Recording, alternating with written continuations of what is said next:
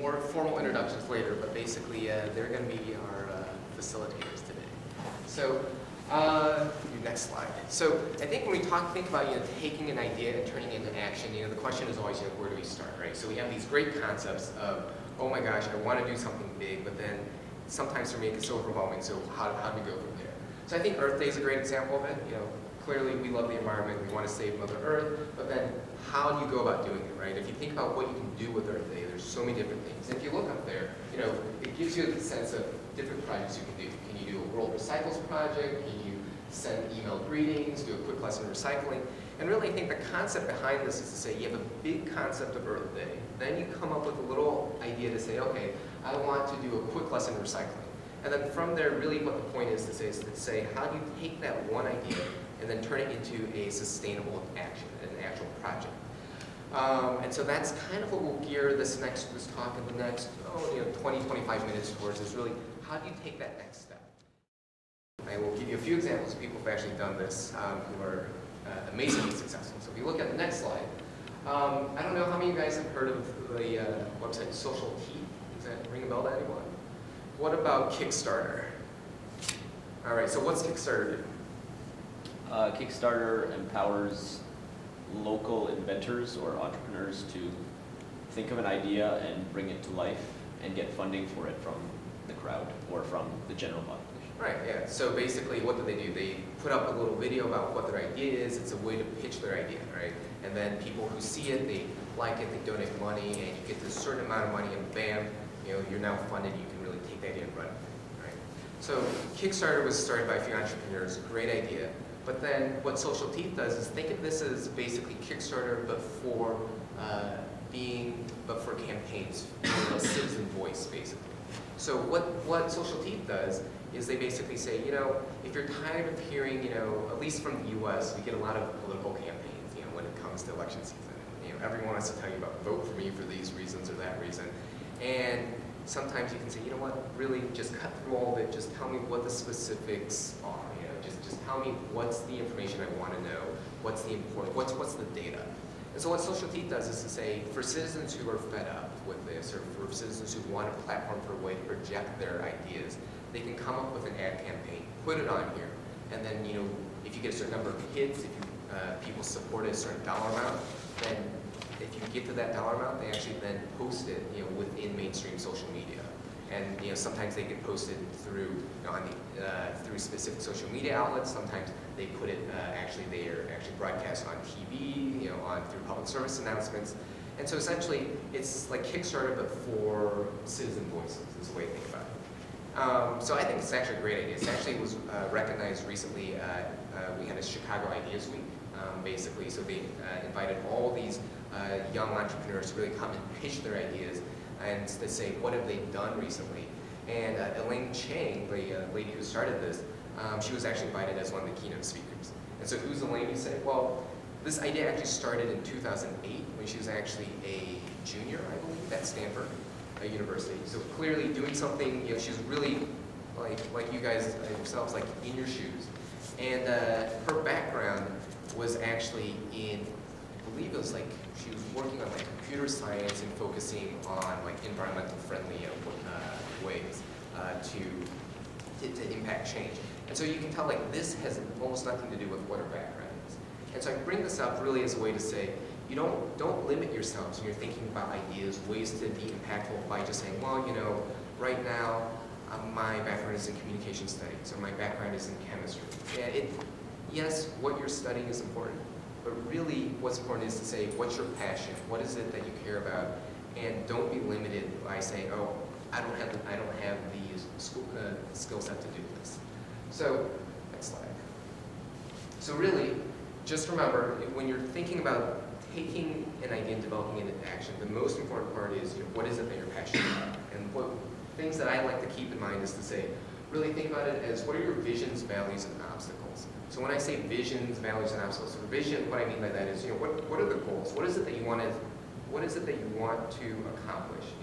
What do you value? So value, pretty simple, straightforward. What's important to you? And then obviously obstacles.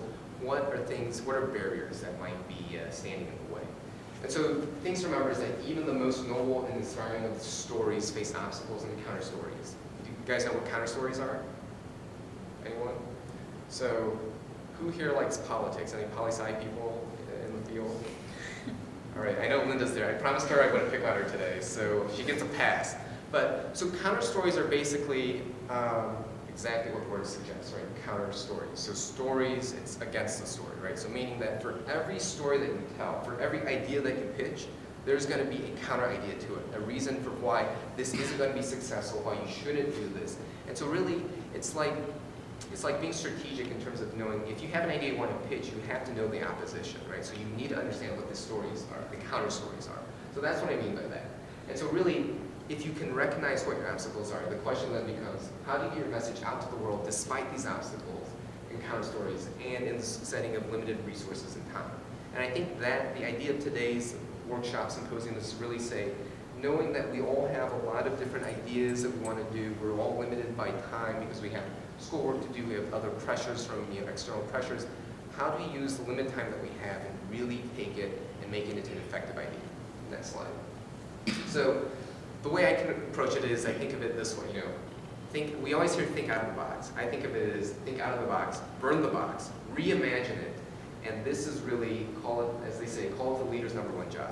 And that's what I really want to stress to you guys today is, if you think about it, don't be limited by what's been done before.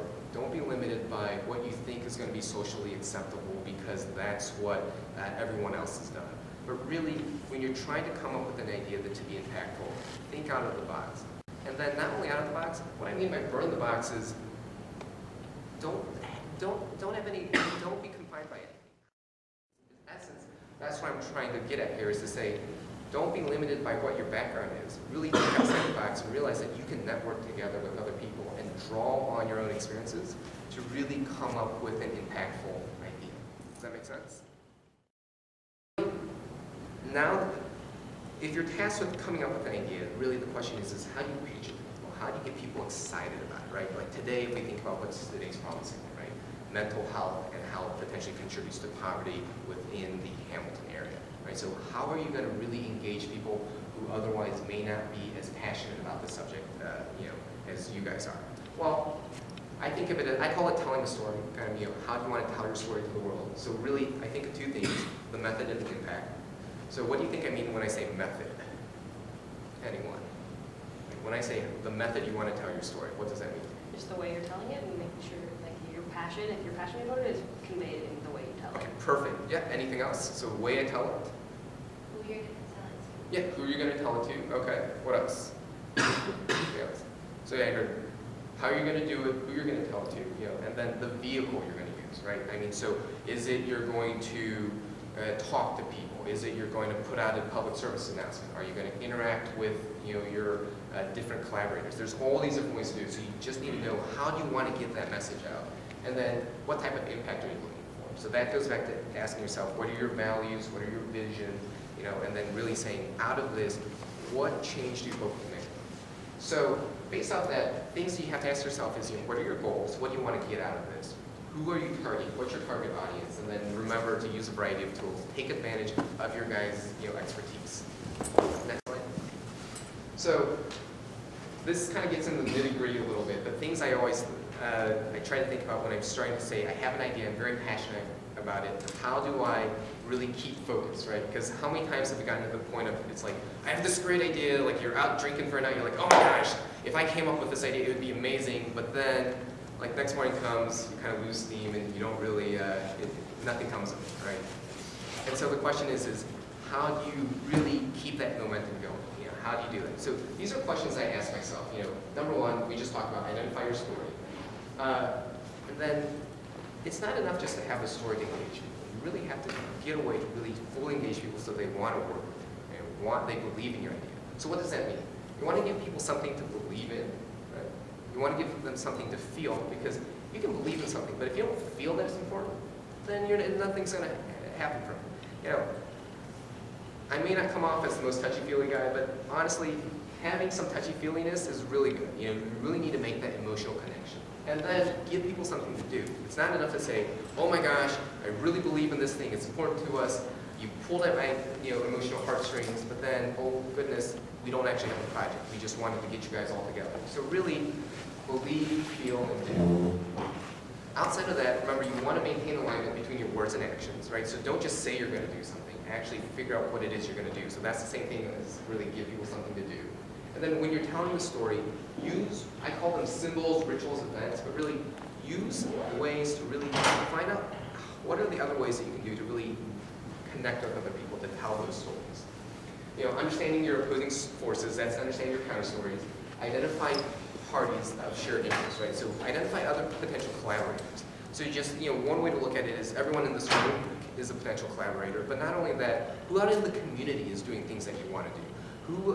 Which professors within here at Mac do they do things that you're interested in?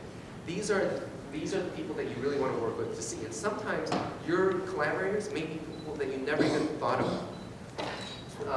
And then most importantly, don't underestimate your own power, influence, and creativity. Because really, with what you do, if you limit yourselves beforehand, you're never going to achieve the full potential of what you